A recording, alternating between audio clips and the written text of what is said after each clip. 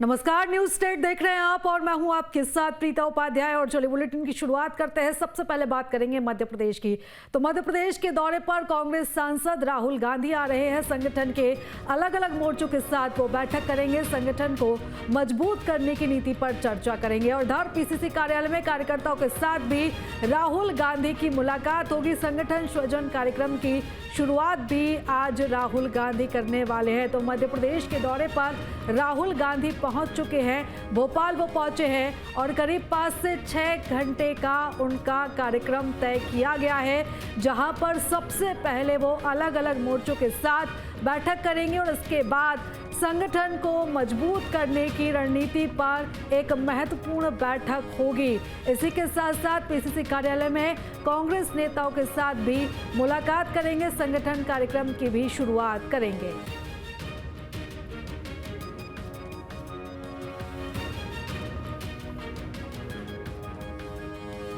और इस खबर पर ज्यादा जानकारी ले लेते हैं। हमारे सहयोगी अतुल हमारे साथ जुड़ चुके हैं। अतुल, राहुल गांधी भोपाल पहुंच चुके हैं और करीब 5 से 6 घंटे का उनका कार्यक्रम निर्धारित किया गया है। क्या कुछ अपडेट है? क्या बैठकों का सिलसिला शुरू हो चुका है? क्या हलचल?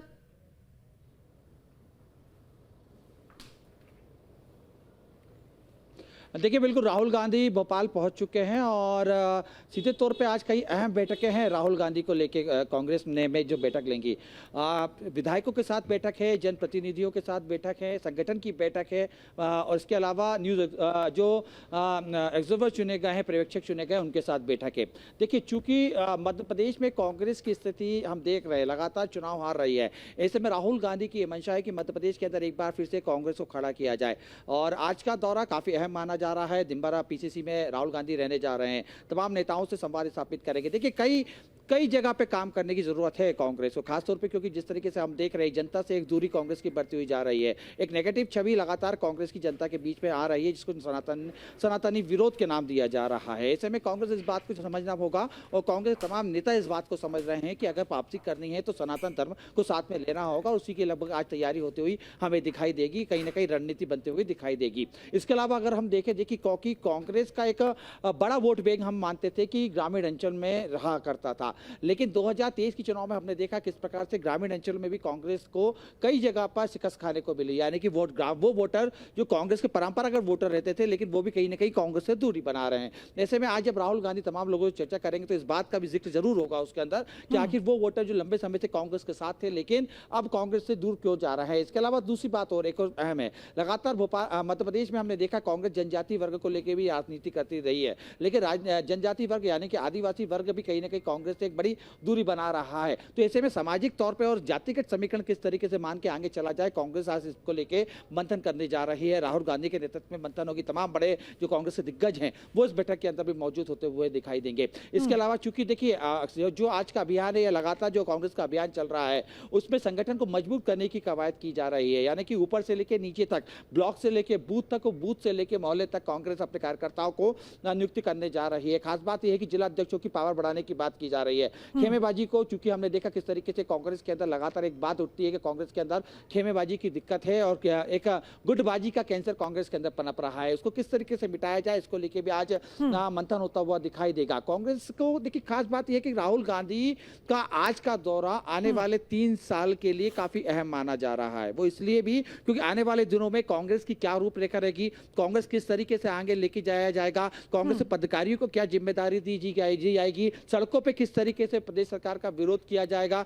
बूथ लेवल पे किस तरीके से इसको तैयार किया जाएगा, आदि आबादी यानी महिला वोटर्स को किस तरीके से साधा जाएगा, जनजातीय वर्ग को किससे पाले में लिया जाएगा, अनुसूचित जाति यानी पिछड़ा वर्ग को किस तरीके से अपने पाले में लिया जाएगा। देखिए, ये तमाम चीजें हैं। कांग्रेस को इन सभी बिंदुओं पे काम करना होगा। इन बिंदुओं पे काम करने के लिए जमीनी स्तर पे जाना पड़ेगा, उन कार्यकर्ताओं को मनाना पड़ेगा, उन कार्यकर्ताओं को समझाना पड़ेगा जो हताश होकर, निराश होकर अपने घर बैठ चुके हैं। और आज का ये दौरा कहीं ना कहीं इसके लिए कारगर साबित हो सकता है, क्योंकि देखिए, बिल्कुल अतुल, और अब जब राहुल गांधी यहाँ पर पहुंचे हैं तो सर्जरी भी वो करेंगे पार्टी की, संगठन की, जिस तरीके से आपने हमें जानकारी दी है।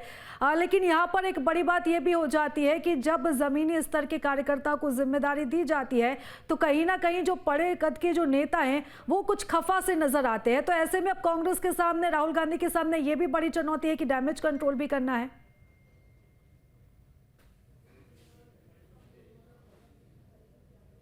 देखिए बिल्कुल निश्चित तौर पे कांग्रेस के सामने कई बड़ी चुनौतियां हैं जिसका हम जिक्र कर रहे हैं। देखिए इसके लिए हमें 2023 को भी समझना पड़ेगा। 2000 चुनाव था, 2023 में विधानसभा का मध्य प्रदेश में, और जब चुनाव की बेला थी हमने देखा था किस तरीके से बड़े नेता, छोटे से छोटे नेता कांग्रेस का दामन छोड़ रहे थे। सुरेश पचौरी से लेकर कई ऐसे बड़े नेता, केंद्रीय मंत्री जो कांग्रेस के महत्वपूर्ण पद में रहे थे, उन्होंने कांग्रेस का दामन छोड़ के बीजेपी का हाथ थाम लिया था।